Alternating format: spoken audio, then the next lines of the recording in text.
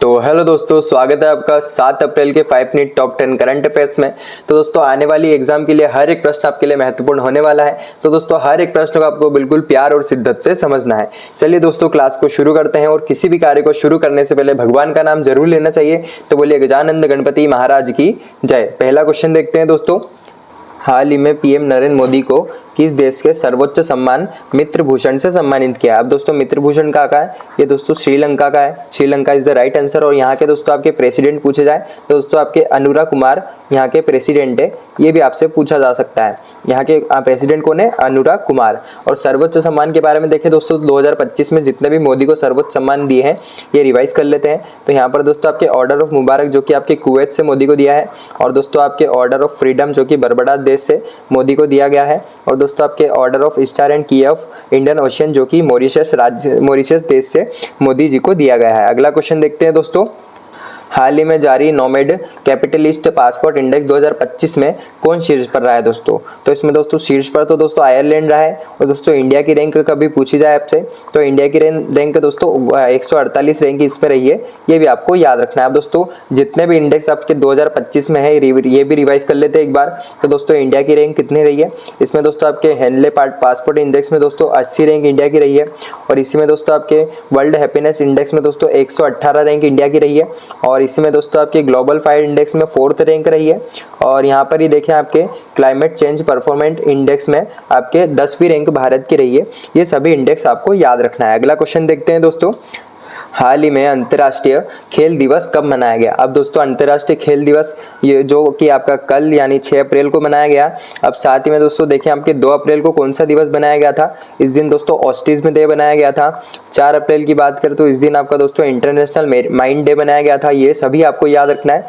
और 5 अप्रैल की बात करें तो इस दिन दोस्तों आपका इंटरनेशनल मेरीटाइम डे बनाया गया था। 2 को ऑस्टिज्म, 4 को इंटरनेशनल माइंड डे, 5 अप्रैल को इंटरनेशनल टाइम डे और 6 अप्रैल को दोस्तों आपका अंतर्राष्ट्रीय खेल दिवस। ये सभी आपको याद रखना है। और अभी दोस्तों आपके आशा दिवस किस दिन मनाया जाएगा ये आपसे पूछा जाएगा। और दोस्तों अभी देखते हैं दोस्तों आपका 21 जून को कौन सा दिवस बनाया जाएगा। ये आपको दोनों का उत्तर देना है। आशा दिवस कब मनाया जाएगा और 21 जून को कौन सा दिवस बनाया जाएगा। अगला क्वेश्चन देखते हैं दोस्तों। हाल ही में किस देश ने बिम्स्टेक की अध्यक्षता संभाली है? अब दोस्तों बिम्स्टेक की अध्यक्षता जो कि आपके बांग्लादेश ने संभाली है। अब पहले दोस्तों थाईलैंड ने संभाली थी। अब इसके बाद बांग्लादेश की बारी आएगी। अब दोस्तों इंडिया की बारी आएगी। तो दोस्तों 2-2 साल में चेंज होते रहते हैं। अब दोस्तों बिम्स्टेक की बात करते हैं तो दोस्तों बिम्स्टेक के बारे में देखें। इसकी स्थापना कब हुई थी? 1997 में इसकी स्थापना की गई थी। और इसका हेडक्वार्टर कहाँ है दोस्तों? ढाका बांग्लादेश में इसका हेडक्वार्टर है। ये भी आपको याद रखना है। इसके चेयरमैन पूछे आपसे, इसके चेयरमैन दोस्तों इंद्रमणि पांडे इसके चेयरमैन है। ये भी आपको याद रखना है। और अभी दोस्तों बिम्स्टेक की 6th मीटिंग हुई थी जो कि कहाँ पे हुई थी आपसे पूछे दोस्तों? ये आपके बैंकॉक में हुई थी। जो कि थाईलैंड में है। आपको याद रखना है। अगला क्वेश्चन देखते हैं दोस्तों।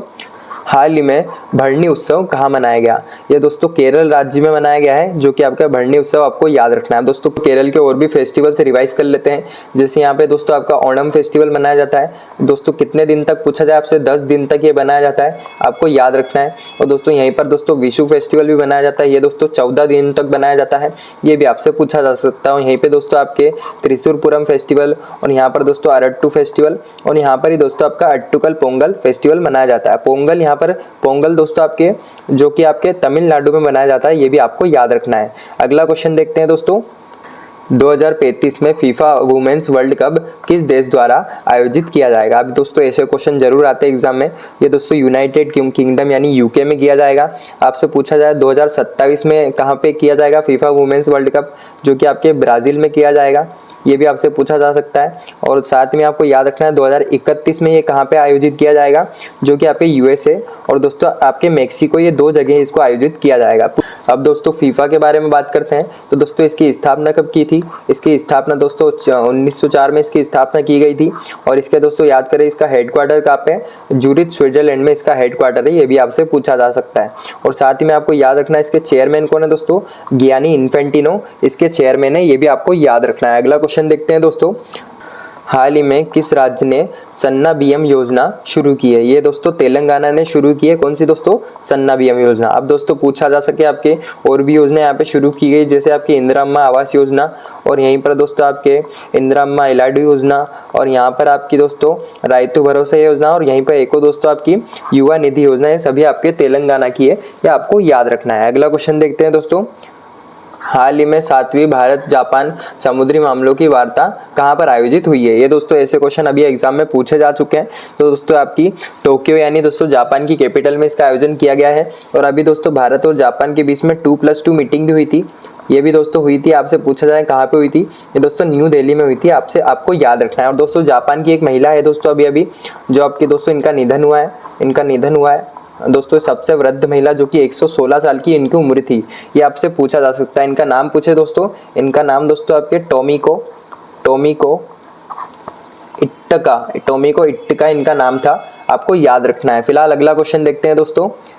हाल ही में किसने मोटो जीपी अमेरिका ग्रैंड पिक्स 2025 जीता है? तो दोस्तों ये फ्रांसिस्को बगीना ने जीता है। अब दोस्तों ये अमेरिका की है तो दोस्तों इतना आईएमपी नहीं बनता है, लेकिन इसके विनर आपको जरूर याद रखना है।